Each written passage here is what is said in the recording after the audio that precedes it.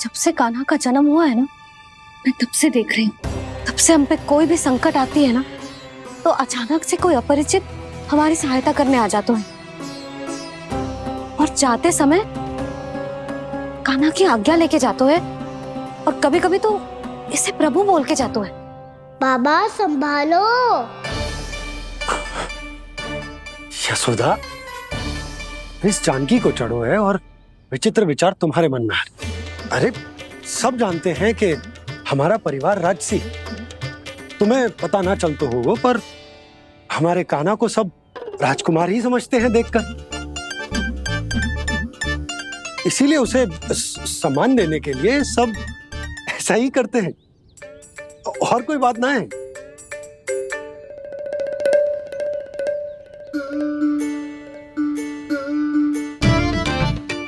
अब जे मेरे लल्ला को ऐसे क्यों घूर रहे हैं? बुरी दृष्टि लगाएंगे क्या? वैद्यराज जी, आपके सहायक तो गए, अब आप यहाँ क्यों? वो क्या है ना, मैं अपने रोगी का निरीक्षण करके पूरी तरह से संतुष्ट होकर ही जाता हूँ।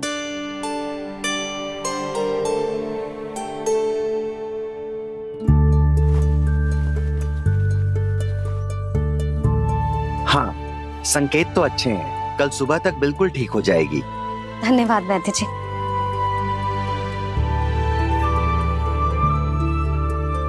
बस तो फिर हम कल पकड़न पकड़ाई खेलेंगे जानकी।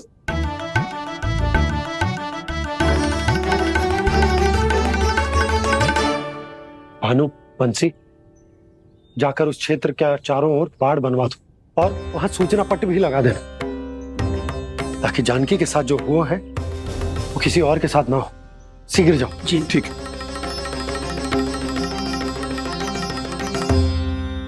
बाड़ और सूचना पट लगवाने से समस्या का समाधान नहीं होगा बाबा। निर्दोष पशु सूचना पट देखकर भी कुछ समझ नहीं पाएंगे।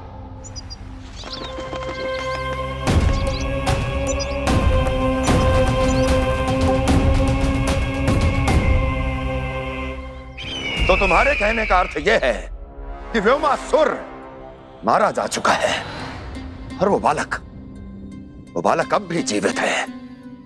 हाँ महाराज, मैंने गोप बालकों को कहते सुना था कि कृष्ण ने छलिया को मोक्ष दे दिया है, पर वृंदावन सुरक्षित नहीं है महाराज। वो एक बहुत बड़ी समस्या से जूझ रहे हैं।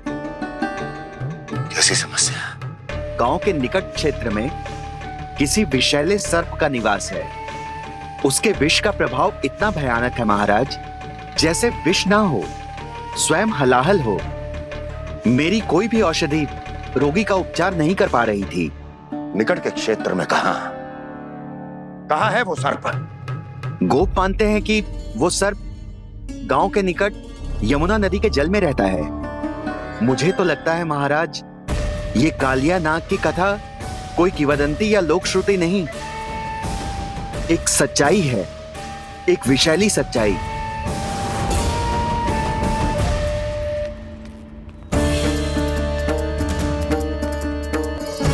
कालिया का सामना करने का समय आ गया है, पर उससे पहले मुझे बुलाना होगा उन्हें।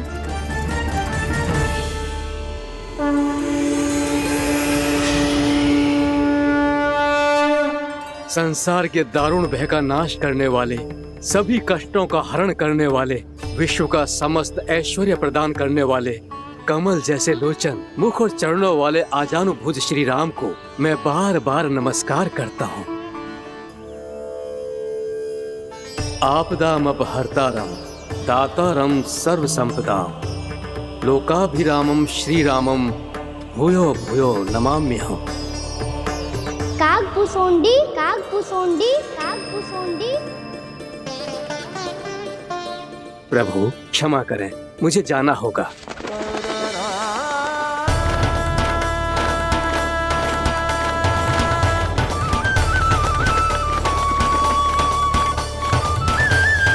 प्रणाम प्रभु। अनेक बार मैं आपके दर्शनों के लिए आया प्रभु। कभी नंद भवन के झरोखों से आपके दर्शन करके चला जाता था, तो कभी दूर किसी वृक्ष की आड़ से आपको निहार लिया करता था। आज आपने स्वयं मुझे बुलाकर धन्य कर दिया प्रभु।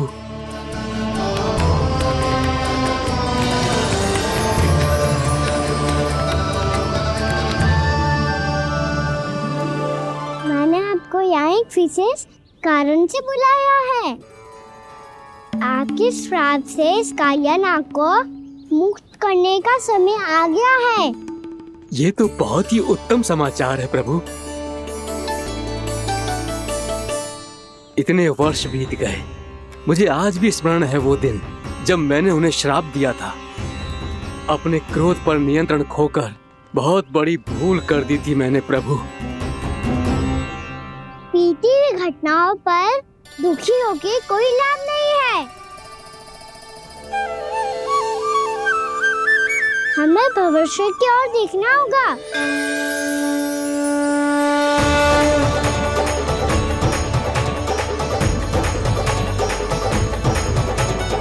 आदेश कीजिए प्रभु, क्या आज्ञा है आपकी? जब मैं कालिया नाग का सामना करने जाऊं, तो आप यहीं रहेगा। आपको अपने आप पता चल जाएगा कि कब क्या करना है। और हाँ, लौटते जाते समय नारद मुनि से कहिएगा, वो आकर मुझसे भेंट करे। अवश्य प्रभु, प्रणाम। क्या इसने सच्ची में देवर्षि नारद को बुलाया है? नारायण नारायण, आपको संदेश भेजने की आवश्यकता नहीं थी। आप स्मरण करते और मैं चला आता। तुम्हारा कल्याण हो नारद।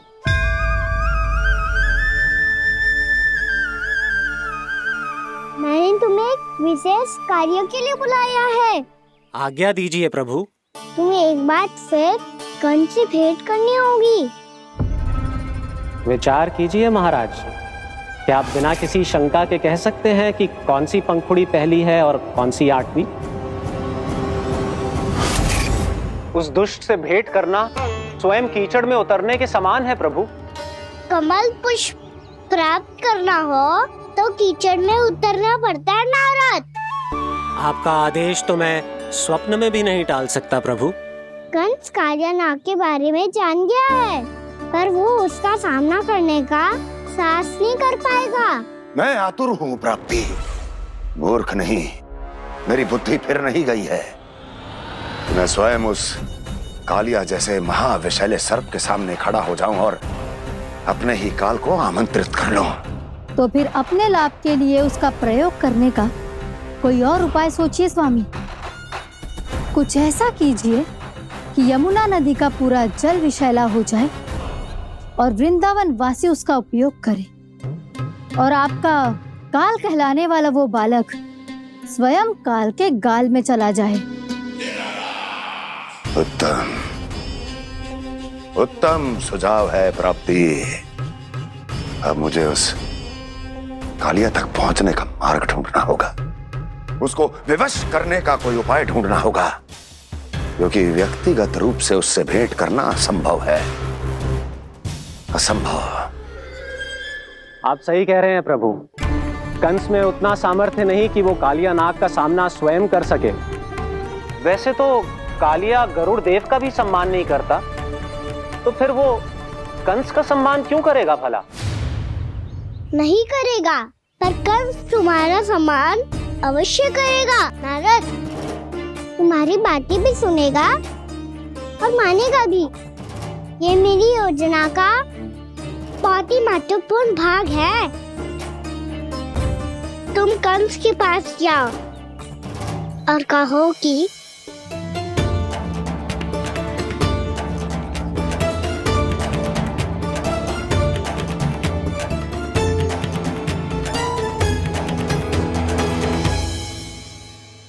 संतान अपने माता पिता को तीर्थ का सौभाग्य दिलाती, और मेरा लल्ला कितना महान कि उसने हमारे घर को ही तीर्थ बना दिया। ऐसा तीर्थ जहां मेरी आंखों के सामने भक्त और भगवान का मिलन हो रहा है। जो आज्ञा प्रभु।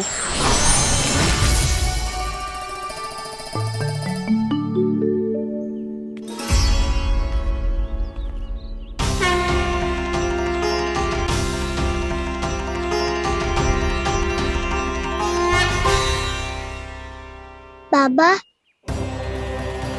कान्हा, ये सब क्या चल रहा है? पहले काग भुसुंडी जी और फिर ये नारद जी। क्या योजना बना रहे हो तुम? कान्हा, बताना लल्ला, क्या सोच रहे तू? कान्हा देख, अगर तुझे अपने बाबा को ना बताना हो ना, तो अपने भक्त को बता दे। क्या सोच रहे हो लल्ला? क्या करने वाले हो आप?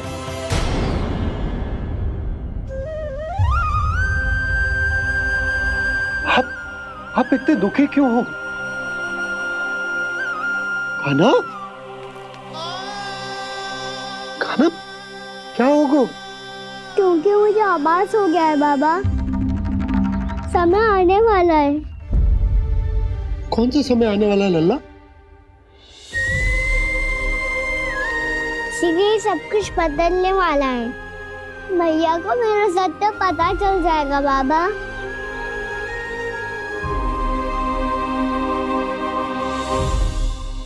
पर लल्ला, इसका काग भुसुंडी और कालिया नाग से क्या संबंध है?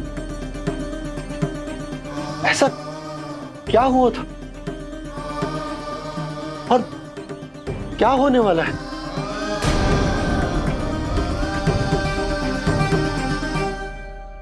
जो होने वाला है बाबा, उसका संबंध उससे है जो सैकड़ों वर्ष पहले हुआ था। महर्षि भृगु के एक वंशज थे वेद शिरोमणि, जो विंध्याचल की पहाड़ियों में साधना कर रहे थे।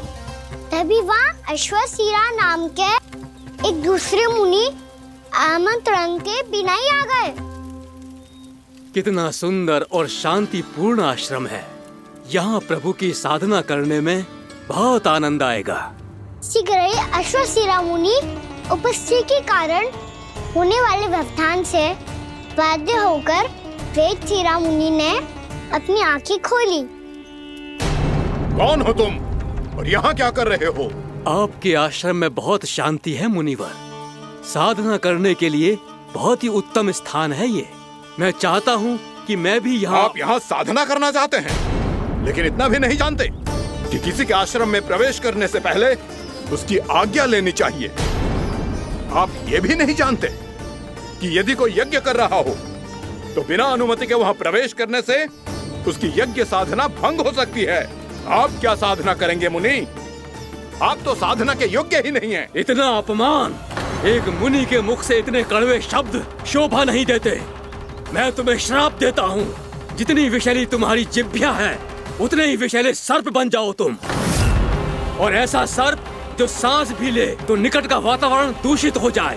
तुम्हारे इस दुस्साहस के लिए मैं तुम्हें श्राप देता हूँ कि तुम अभी इसी क्षण कौवा बन जाओ, और ऐसा कौवा जो कांव कांव करके अनर्गल प्रलाप करता रहे।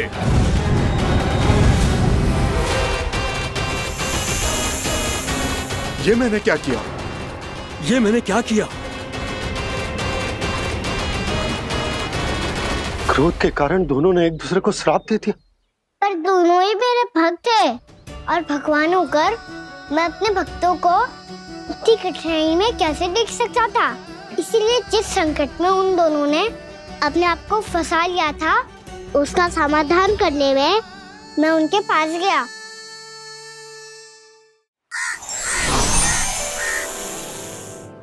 देखिए ना प्रभु, ये क्या हो गया हमसे? हमारी रक्षा कीजिए प्रभु, मार्ग दिखाइए हमें। क्रोध पर नियंत्रण ना होने के कारण आप दोनों ने एक दूसरे को बहुत ही भीषण संकट में डाल दिया है। आप दोनों ही तपस्वी, तप के बल से दिए गए आपके श्राप को लौटाना भी संभव नहीं है। प्रभु, कोई तो उपाय होगा, हम आपके शरण में हैं प्रभु। अपराध तो हमसे हुआ है प्रभु, पर अब आपसे ही आशा है। कुछ ऐसा कीजिए भक्त वत्सल, जिससे हम दोनों के श्राप का प्रभाव कुछ कम हो जाए। आप दोनों ही मेरे भक्त हैं, इसलिए आपकी पीड़ा का निवारण करने का एक उपाय है मेरे पास। वेद शिरामुनि, जब आप कालिया नाग बनेंगे तो आपको मेरे चरणों को अपने शीश पर धारण करने का सौभाग्य मिलेगा। और अश्र शिरामुनि, आप काग योनि होने के बाद भी आप श्रेष्ठतम ज्ञान और सर्वाधिक यौगिक सिद्धियों के स्वामी होंगे और प्रवचन दिया करेंगे। इसके बाद अश्वशिरा मुनि काक भुसुंडी बन गए, जिन्होंने आगे चलकर स्वयं गरुड़ देव को रामायण सुनाई। और मुनि वेदशिरा महर्षि कश्यप और देवी कत्रियों के पुत्र कालिया नाग बनकर जल में। और अब वही कालिया नाग जमुना जी में, जिनके कारण जानकी के प्राण लगभग चले ही गए थे। अब कालिया नाग को उचित स्थान पर भेजने का समय आ गया है बाबा। पर ये तो अच्छी बात है कान्हा, वेदशिरा मुनि को दिया हुआ तुम्हारा वचन भी पूरा हो जाएगा, जमुना जी की शुद्धि भी हो जाएगी। इस सब के बाद भी तुम दुखी क्यों हो? क्योंकि इसके बाद मैया के सामने मेरा रहस्य खुल जाएगा बाबा। उन्हें पता चल जाएगा कि उनका बालक कोई साधारण बालक ना है। भविष्य में जो होने वाला है उसे सबके सामने घटने से रोकना मेरे लिए भी संभव ना होगा। मैया को सब पता चल जाएगा। क्या पता चल जाएगा रे मुझे?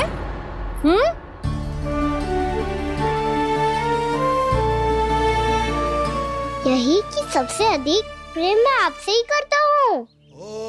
अब बस भी कर, चलो भोजन के लिए बुलाने आई थी तुम दोनों को। भूखा थोड़े ना रहने दूंगी अपने लल्ला को, मेरा लल्ला दुर्बल हो जाएगा ना। आप खिलाओगे तो ही खाऊंगा। हाँ ठीक है, मैं ही खिलाऊंगी। अब चल, आओ जी चल।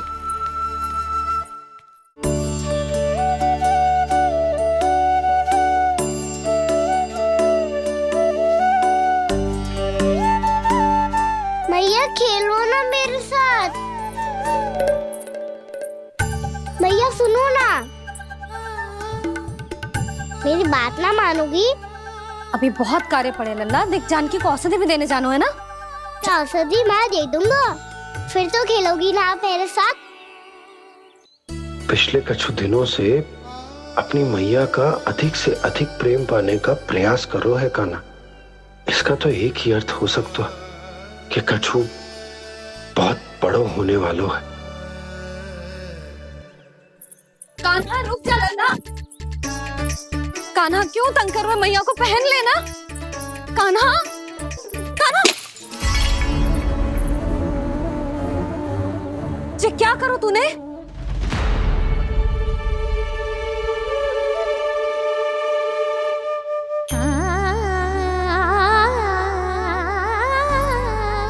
अच्छा ठीक है, अब मुंह लटकाने की आवश्यकता ना है। ये ले।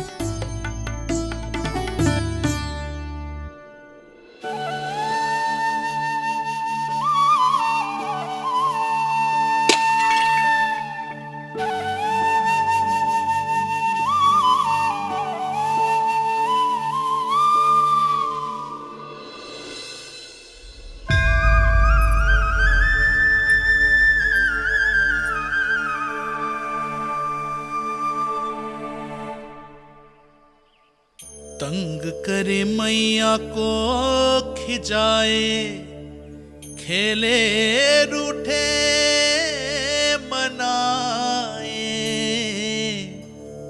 लीला अनोखी करके शरारत, कान्हा दंड भी पाए।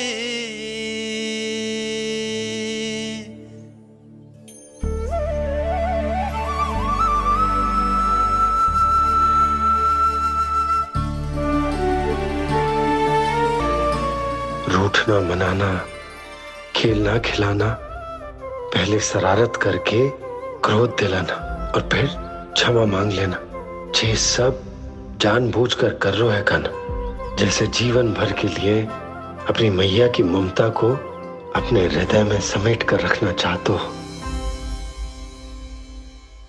कैसे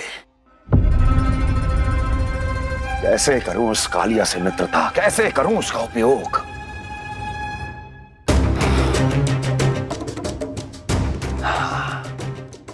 उस पर आक्रमण कर देता हूं और उसे किसी ना किसी तरह से यह विश्वास दिला देता हूं कि यह आक्रमण उस विष्णु अवतार ने किया है।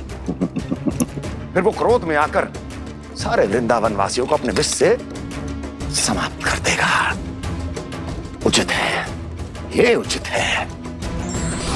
नारायण हरि, नारायण हरि।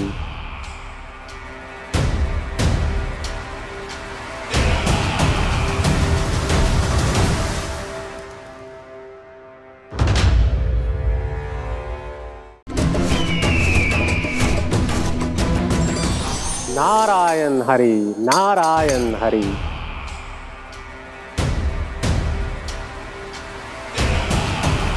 प्रणाम देवर्षि। किस योजना में कितना लाभ है और कितनी हानि, यह आंकलन करते करते थक गए होंगे मथुरा नरेश। देवर्षि, आज मेरा ध्यान कैसे आ गया आपको? आप तो सदैव ही मेरे ध्यान में रहते हैं महाराज कंस। सत्य तो यह है कि मथुरा में जो भी हो रहा है मुझसे छिपा हुआ नहीं है। मैं जानता हूं कि आप किसी भी असुर को वृंदावन क्यों ना भेजें, और वो असुर कितना भी शक्तिशाली क्यों ना हो, कृष्ण का सामना नहीं कर पाता। या तो पराजय स्वीकार करके आपके पास लौट आता है, या तो फिर वीर गति को प्राप्त हो जाता है।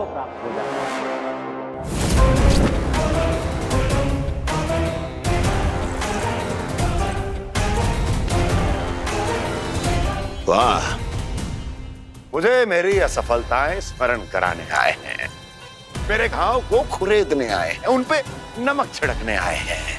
मित्र को शत्रु समझने की भूल मत कीजिए महाराज कंस। मैं तो आपकी सहायता करने आया हूं। हाँ, और मेरी सहायता। कृष्ण विष्णु अवतार है, आप विष्णु के भक्त हैं। मैं हूं विष्णु द्रोही, फिर भी तो आपके आराध्य को हानि पहुंचाना चाहता है, उसकी सहायता करना चाहते हैं आप। क्या आप निश्चित रूप से कह सकते हैं कि आप ब्रह्मांड के सभी नियमों को अच्छी तरह समझते हैं? अवश्य। आपके लिए बस इतना ही जानना पर्याप्त होगा कि मैं जो कुछ भी कर रहा हूं उसके लिए मेरे व्यक्तिगत कारण हैं। मैं तो बस आपके हित में पिछली बार की तरह एक सुझाव लेके आया था, पर यदि आप मेरा सुझाव सुनना भी नहीं चाहते तो आपकी इच्छा। नारायण हरि, नारायण हरि। कारण चाहे जो हो, इनके पिछले सुझाव के कारण ही आज मेरे शत्रुओं की संख्या कम है। अन्यथा मैं देवकी के अन्य पुत्रों को भी जीवित छोड़ देता, और आज वो सब अपने भाई के साथ मिलकर उसकी शक्ति को अनेक गुना बढ़ा देते। ठहरिए देवऋषि।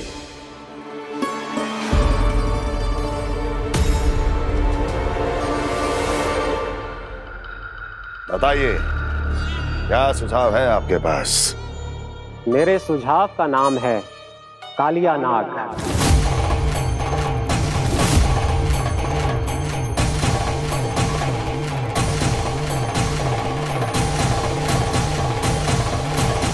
उसके विषय में मैं जानता हूं देवर्षि।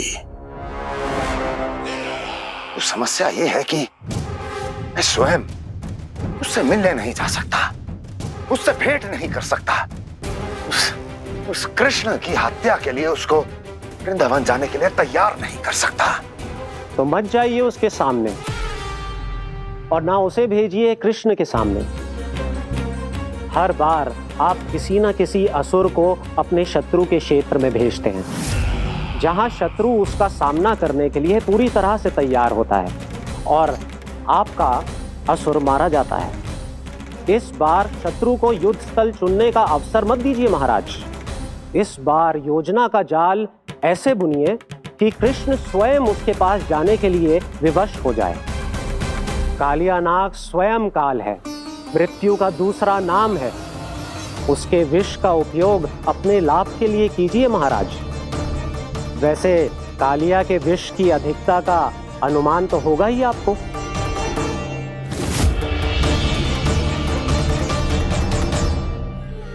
बार जो उसके क्षेत्र में पहुंच गया, फिर उसके विष से बचना असंभव है।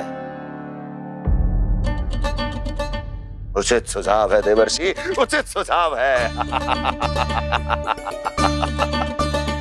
देवर्षि, उस छलिया विष्णु की भक्ति करते करते आप भी उसके रंग ढंग सीख गए हैं।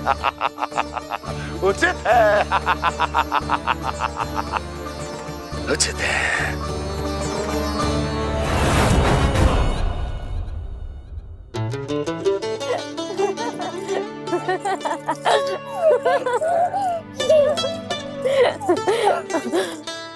बस बस, बहुत आनंद ले लियो लल्ला। बस अब दूध पी ले। ठहर ठहर, गर्म है। जी ले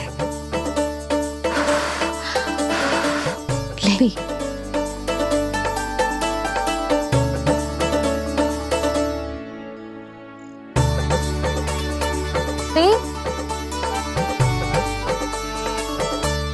मैं ना होती तो ना जाने क्या हो तो तेरा।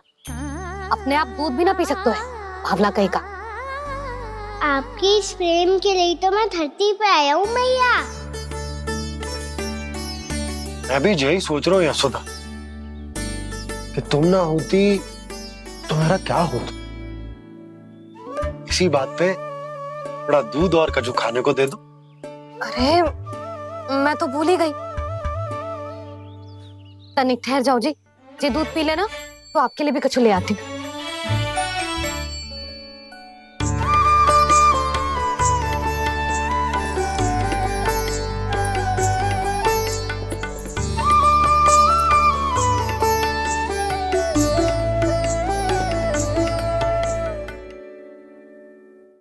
प्रणाम महाराज। आपकी आज्ञा के अनुसार बिल्कुल वैसा ही पत्र तैयार किया है जैसा आप चाहते थे।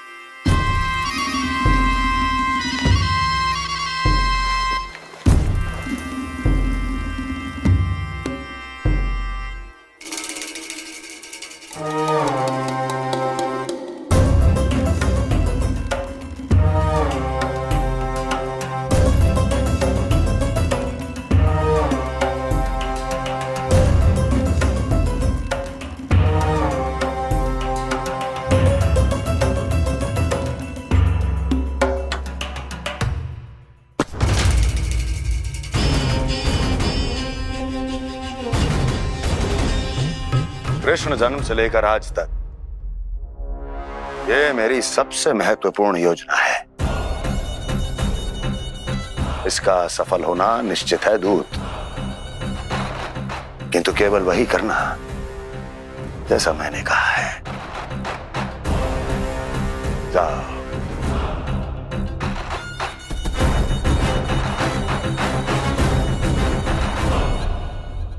कान्हा,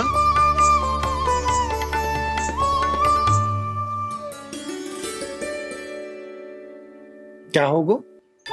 बाबा मैं चाहता हूँ कि मैया की स्वमता क्रिस्टल फ्रेम की वर्षा मुझ पे सरतेव ऐसे होते रहे। वो तो होती रहेगी लल्ला। अपने लल्ला के लिए किसी मैया का प्रेम कभी कम हो सकता है भला? नंदराज, वो मथुरा से एक दूत आयो है महाराज कंस का राजपत्र लेके।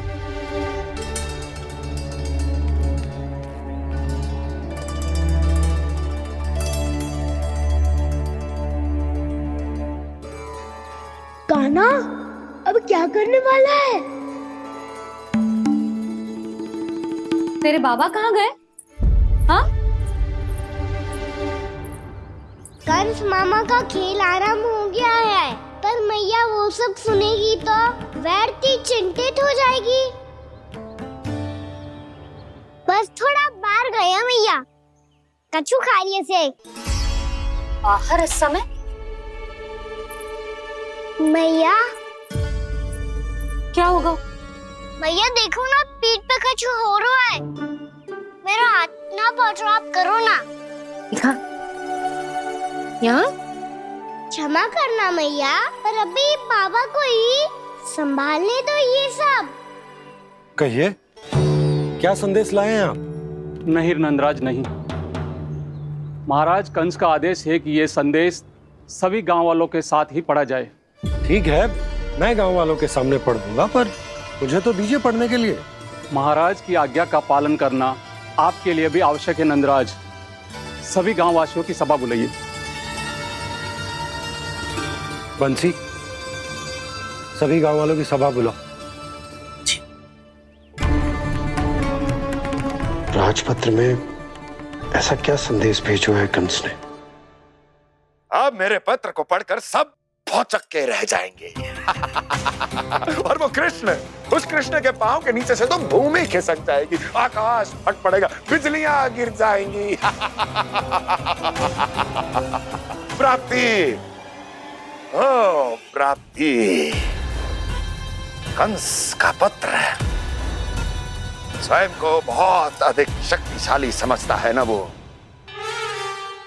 अब देखता हूं कैसे वो इस महासंकट का सामना करता है।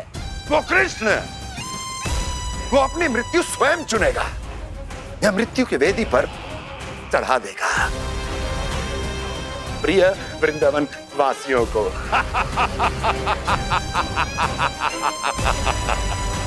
अब आएगा आनंद प्राप्ति, अब आएगा आनंद।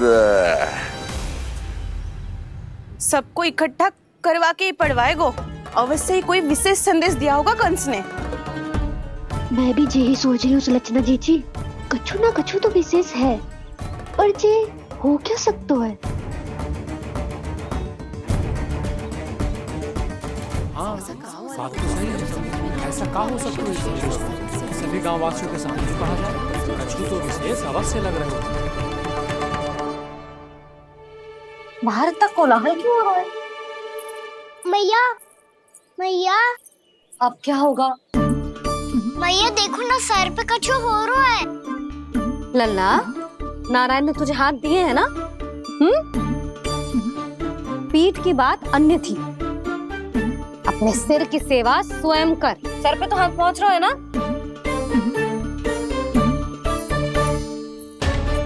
मैया सुनो ना, मैया देखो ना, तीव्र कर कछु हो रहा है। मैया देखो ना, तीव्र कछु हो रहा है।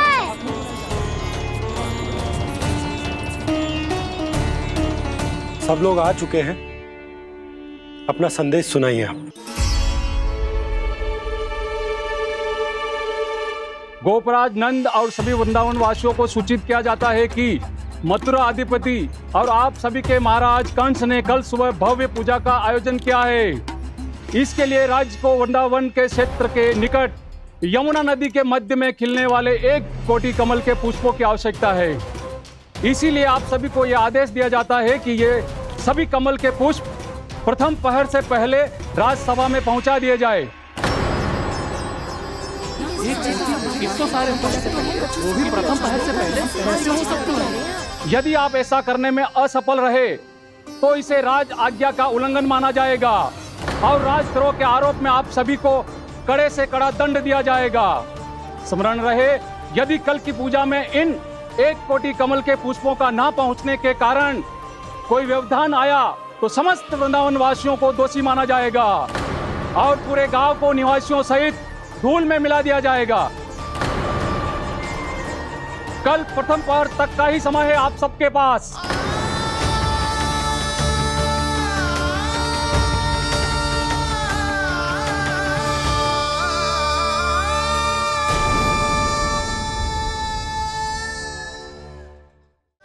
एक कोटि कमल पुष्प, वो भी कल प्रथम प्रहर में?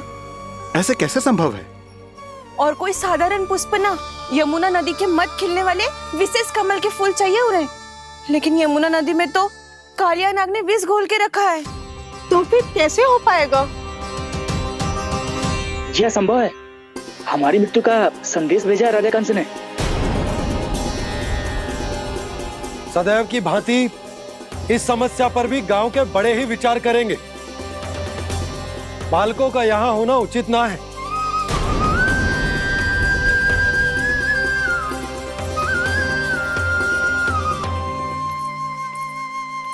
लल्ला, ले जे गेंद ले, जा अपने सखाओं के साथ खेल। सुबल उज्जवल मधुमंगल वसंता, देखो मैया ने क्या दिया है। चलो खेलें, बहुत आनंद आएगा आज।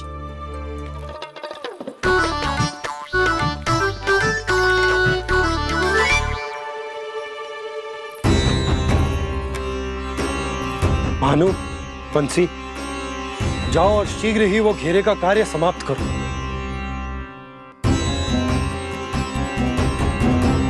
पर कछु ना कछु तो करना पड़ेगा ना। पर हम कर ही क्या सकते हैं? पुष्प लाने को और कोई उपाय है भी तो ना।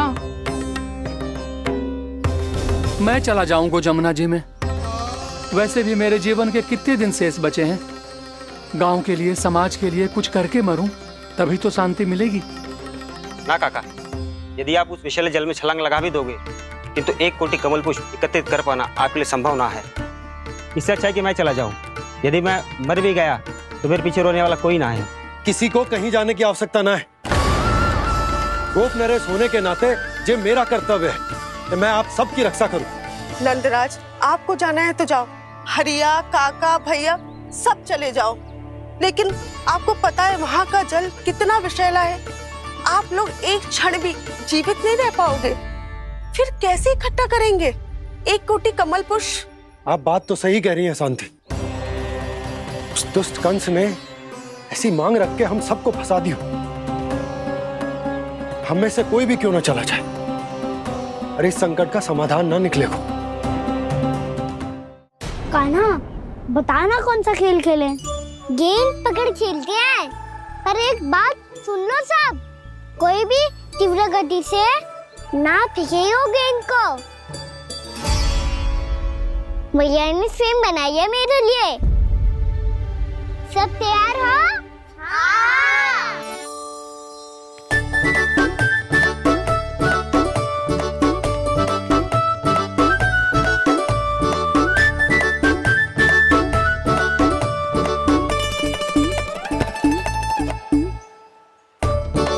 मुझे दो, मुझे दो।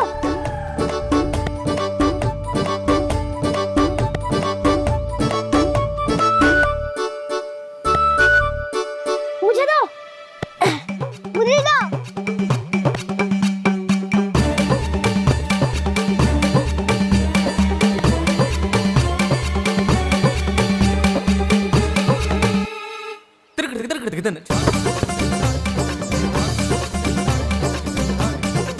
कान्हा, इतनी धीरे से फेंकेगो तो कैसे आनंद आएगो? थोड़ा बल लगा के फेंक। हाँ कान्हा, हम अभी बड़े हो गए हैं, तू अब भी छोटे बालकों की तरह फेंक रहा है।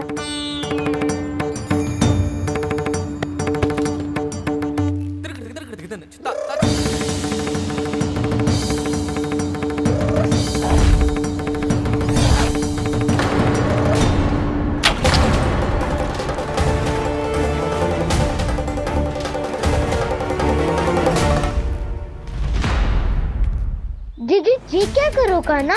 गेंद तो डूब गई।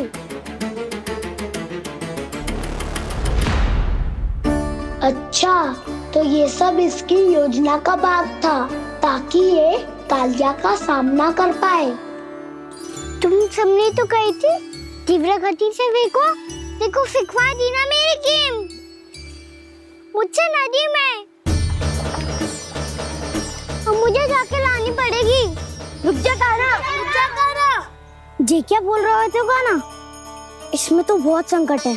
कोई भी संकट मेरी मैया का उपहार खोने से बड़ा ना है। बहुत प्रेम से बना के उन्होंने दी थी। हे नारायण, कोई उपाय समझ में ना आ रहा है। मैया, हम कैसे करेंगे हम अपने गांव की रक्षा? कीड़े पड़ेंगे उस दुष्ट को। यदि उसके कारण किसी के प्राण चले गए तो कौन सा फल मिलेगा उसे इस पूजा का? तुम सही कह रही हो यशोदा। हमारे पास कोई और दूसरा विकल्प भी तो ना है। यदि हमने मथुरा की राज आज्ञा का पालन ना किया तो इसका दुष्परिणाम पूरे गांव को भुगतना पड़ेगा।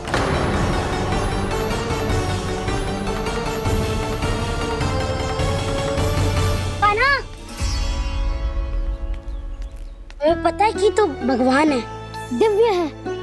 बहुत शक्ति है तुझ में। पर फिर भी हम तुझे विषैले जल में ना जाने दे सकते। कुछ होगा तो तुम सब इतनी हट कर रहे हो तो ठीक है, ना जाऊंगा। गेंद कहाँ गिरी है, कितनी दूर गई है, ये तो देख लूं, ताकि उसे बाहर निकालने का कोई उपाय ढूंढ पाऊं।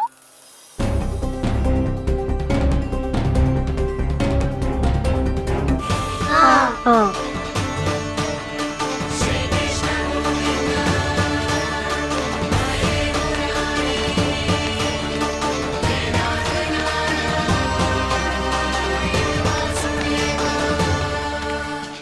कान्हा की ये लीला तो समझ ही नहीं आ रही। पहले इसने देवश्री नारद को मथुरा जाकर कंस को भड़काने के लिए कहा, फिर स्वयं ही दुखी भी हो गया कि अब इसका रहस्य सबके सामने खुल जाएगा। और अभी स्वयं ही तो इसने कहा था कि गेंद बहुत महत्वपूर्ण है, फिर स्वयं ही उसे नदी के विषैले जल में फेंक दिया।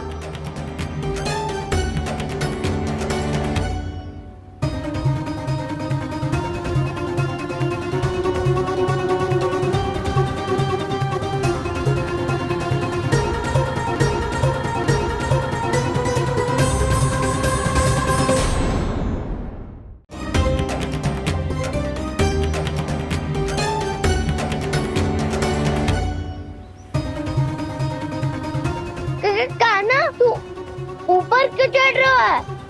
अरे ऊंचाई से देखूंगा तभी तो गेंद दिखेगी।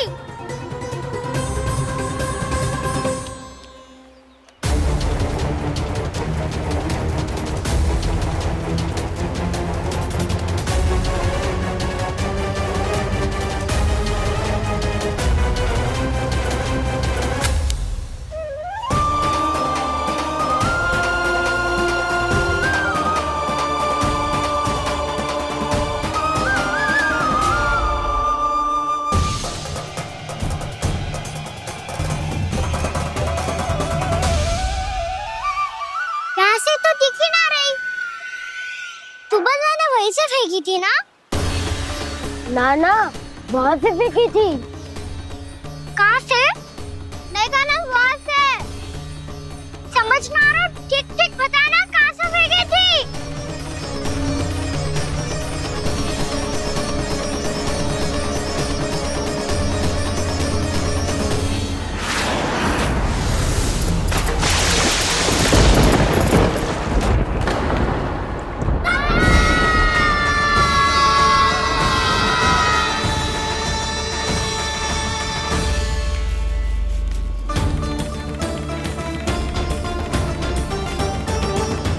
कालिया नाग के क्षेत्र में जाकर कोई भी जीवित वापस ना लौट सको।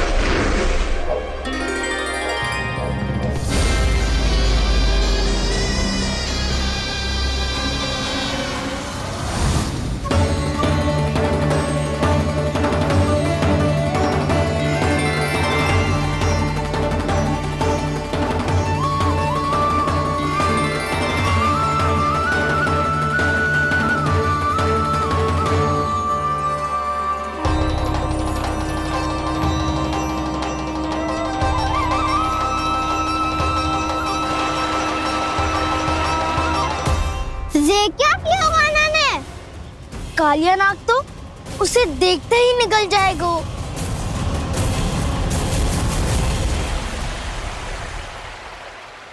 तो आरंभ से अब तक सब कुछ उसकी लीला का ही भाग था।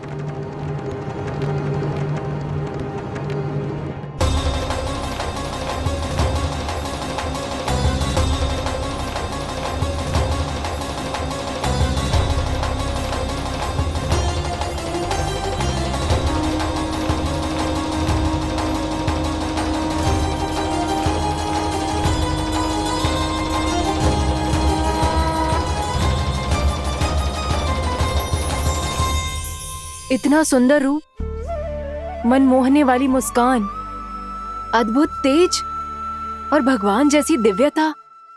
कौन हो तुम? हाँ, तुम्हें देखकर तो हम सब सम्मोहित ही हो गए।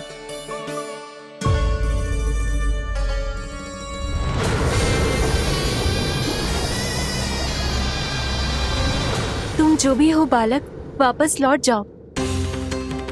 हमारा हृदय तुम्हें ही देखते रहना चाहता है, किंतु यदि हमारे पति जाग गए तो तुम्हें अवश्य हानि पहुंचाएंगे। ये बहुत विषैले है बालक, कालकोट जैसे भयानक। इनके विष से तुम नहीं बच सकोगे। नंदराज, कालिया नाग के विष का प्रभाव बढ़ते ही जा रहा है। पहले 8 कोस तक उसके विष का प्रभाव था, अब तो 1 योजन से अधिक क्षेत्र में फैलो है। जल पीने के प्रयास से अनेक पशु मारे गए हैं और नदी के निकट के वृक्ष और वनस्पति सब नष्ट होने लगे।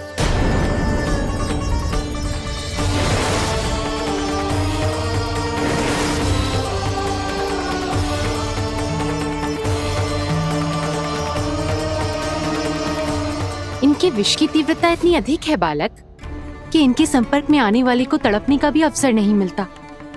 इनके विष की अग्नि क्षण भर से भी कम समय में प्राणवायु को जलाकर राख कर देती है।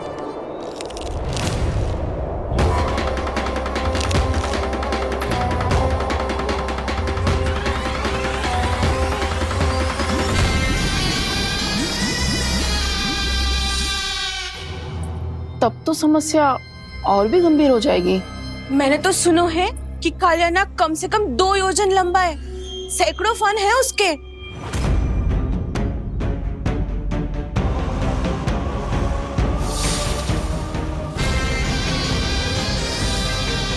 इसका अर्थ तो ये है कि हम दोनों ओर से फंस गए। एक और कंस को 1 कोटि कमल पुष्प देने जो कि कालिया नाग के क्षेत्र में पड़ते हैं, और दूसरी ओर उस कालिया नाग का विष यमुना जी के क्षेत्र में बढ़ता ही जा रहा। इसके कारण हम ही नहीं, निर्दोष पशु पक्षी भी संकट में। इन दोनों समस्याओं का एक ही समाधान है, उस कालिया नाग का सामना करना। और ये ना समझ आ रहा कि हम ये करेंगे कैसे, क्योंकि ये बात साधारण मनुष्य के बस की ना है। हमारे लिए ये असंभव है।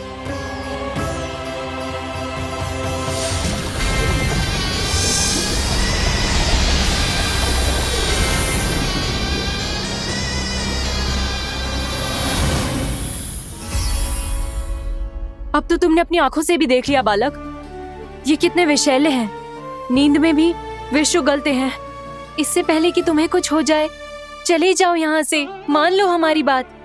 आप सब मुझे जानती भी नहीं और फिर भी मेरी इतनी चिंता कर रही हैं आप। माँ की ममता भेदभाव नहीं जानती।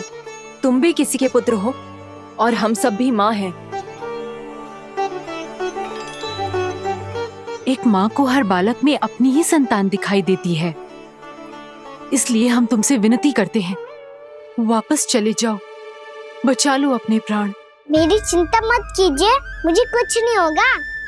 होगा, अनर्थ होगा यदि ये उठ गए तो।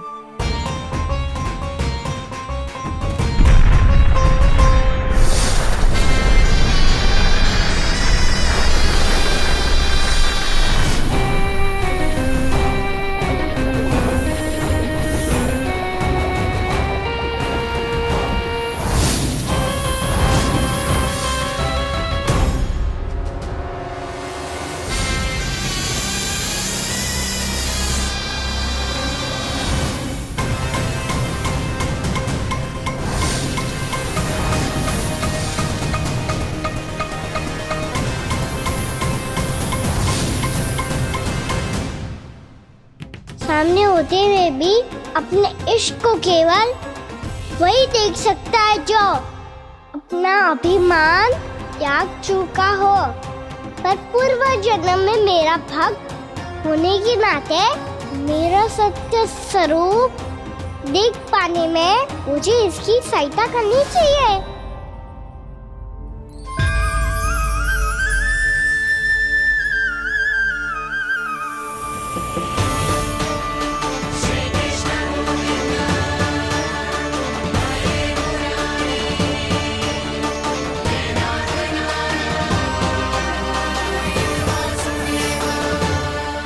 देखो हमारा छोटा सा कान्हा कैसे डट के खड़ा हुआ है, इतने विशालकाय, इतने महाभयंकर सबके सामने।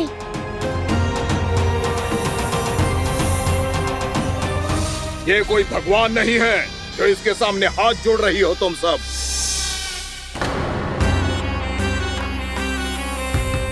एक सामान्य साधारण बालक है ये, जो ये तक नहीं जानता कि इसके सामने है इसका काल, कालिया। तू कौन है बालक? मेरे इतने निकट आकर भी तू जीवित कैसे है? मेरी नहीं, अपनी चिंता करो कालिया। बहुत मनमानी कर ली तुमने। अब बस मैं तुम्हें रोकना हूँ। अब बस मैं तुम्हें रोकना हूँ। मैं तुम्हें रोकना हूँ। बित्ते भर का है तू, मेरे विष के बारे में जानता ही क्या है? और कहता है मुझे रोकने आया है। किससे? किससे रोकना चाहता है तू मुझे? मुझे क्रोध दिलाने की भूल मत कर बालक। अपनी फुंकार से ही तेरी इस मुस्कुराहट को अंतिम मुस्कुराहट बना सकता हूं मैं। शीघ्र बता, कौन है तू और किसने भेजा है तुझे? तुम्हें आवाज भी है कि अपनी पुकारों से तुम कितना विष भूल चुके हो। पवित्र यमुना नदी को कितना दूषित कर दिया तुमने। और यही नहीं, तुम्हारे कारण निकट के जीव जंतुओं, वृक्ष, वनस्पतियों सबको हानि पहुंच रही है। तो क्या? मुझे उससे क्या? मुझे है आपत्ति है मुझे तुम्हारे इस व्यवहार से, और इसीलिए तुम्हें यहाँ से जाना होगा, यहाँ से जाना होगा।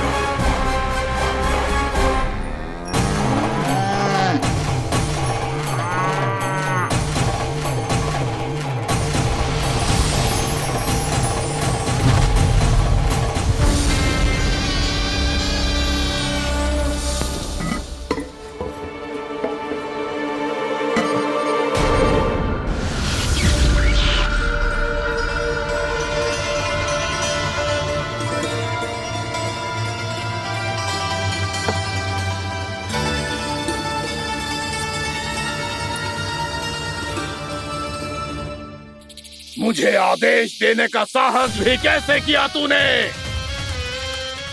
इस क्षेत्र को मैंने अपना राज्य बनाया है, मेरा परिवार रहता है यहाँ,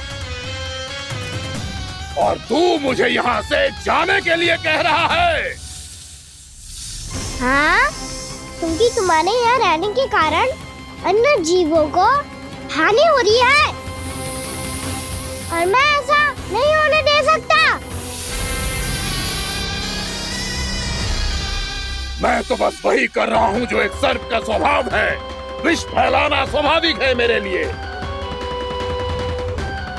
इसलिए मुझे चुनौती मत दे बालक। चुनौती तो मैं दे चुका हूँ कालिया।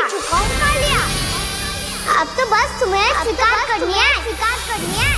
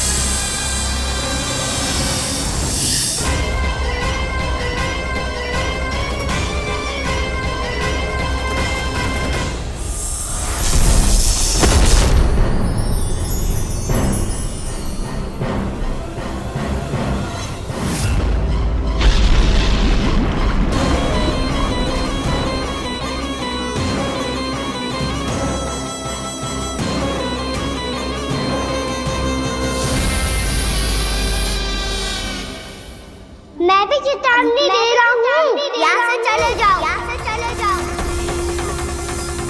अपनी भूल को पहचानो कालिया, तुम जो कर रहे हो अनुचित है।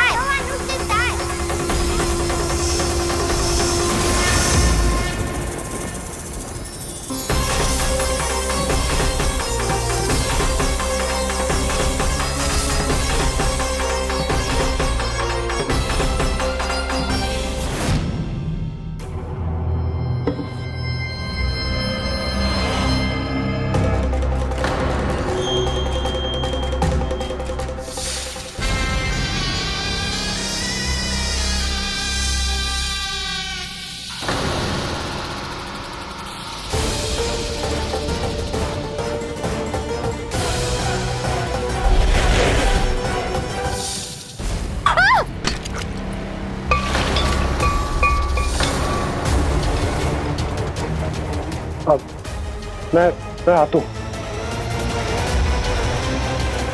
क्या हो गया सुधा? मुझे आवाज हो रहा है जी, कछु ना कछु गड़बड़ है। यशोदा, जो समस्या हमारे सामने है, हम सभी उसका समाधान खोजने में जुटे। तुम विश्वास करो, मैं कोई ना कोई समाधान अवश्य ढूंढ लूंगा। हम कैसे भी करके वो कमल के पुष्प उस कंस तक पहुंचा देंगे। नाना, समस्या उससे कहीं अधिक है, उससे कहीं अधिक बड़ी, उससे कहीं अधिक भयानक है।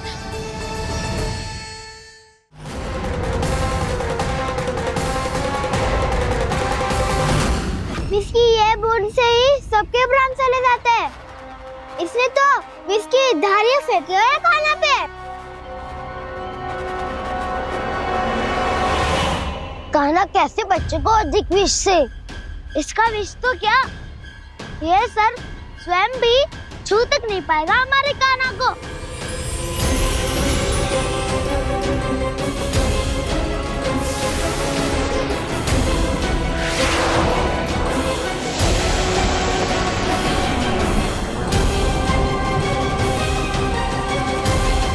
तुम्हारे सखा को, मेरे भाई को कोई हानि नहीं पहुंचा पाएगा। ये कान्हा का सत्य चाहे जो हो बलराम, पर अभी तो जो एक बालक ही है ना। देखो कैसे विष के कारण स्थिर हो गया है।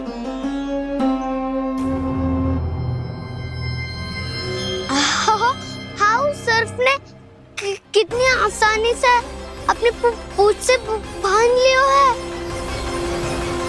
मुझे यहाँ से भगाना चाहता था ना तू? अब मैं तुझे दिखाऊंगा अपना सामर्थ्य। ये मूर्ख किसे बांधना चाहता है अपनी पूंछ में? उन्हें जिनका विस्तार सारे ब्रह्मांड में है, या उन्हें जो स्वयं अनंत है? पर देवराज, प्रभु ऐसा करने ही क्यों दे रहे हैं कालिया को? आप सब भूल रहे हैं देवगण। कालिया पूर्व जन्म में प्रभु का बहुत बड़ा भक्त था। उसी भक्ति का फल मिल रहा है अब इसे। वैसे भी भक्तों के मन का भाव सबल हो तो भगवान तो सहज ही बंध जाते।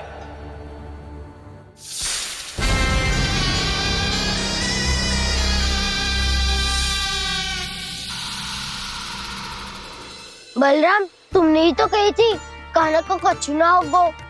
देखो दुष्ट ने चारों ओर से जकड़ लियो है।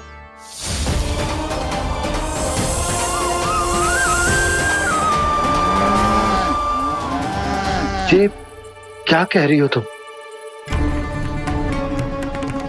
जसोदा जी, क्या हुआ? घबरा क्यों रही हो आप? सुलक्षणा, मुझे आभास हो रहा है कुछ बहुत बड़ी अनहोनी हो गई है। नंदराज, नंदराज, नंदराज!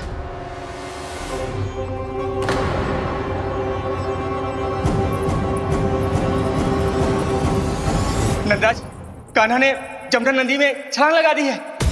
कान्हा ने जमदग्नि नदी में छलांग लगा दी है। कान्हा ने जमदग्नि नदी में छलांग लगा दी है। कान्हा जमुना में कूद गया है। मुझे लगा था आज कछु गड़बड़ होने वाली है। मुझे आज कान्हा को ना जाने देना चाहिए था।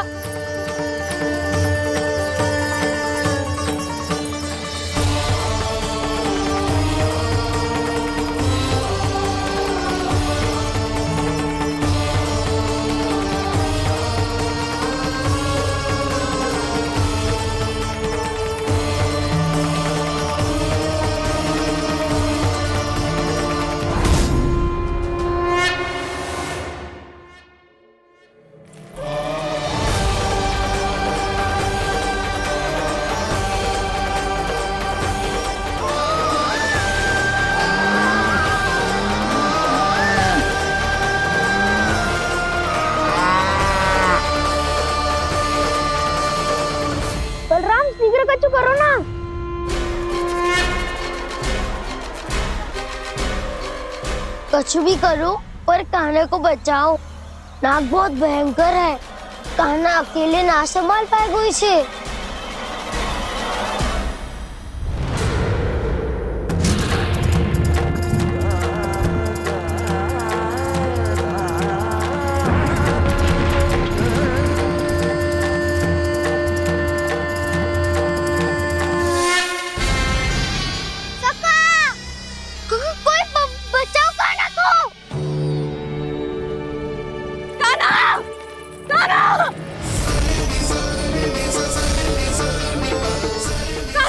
यशोदा, यशोदा रुको।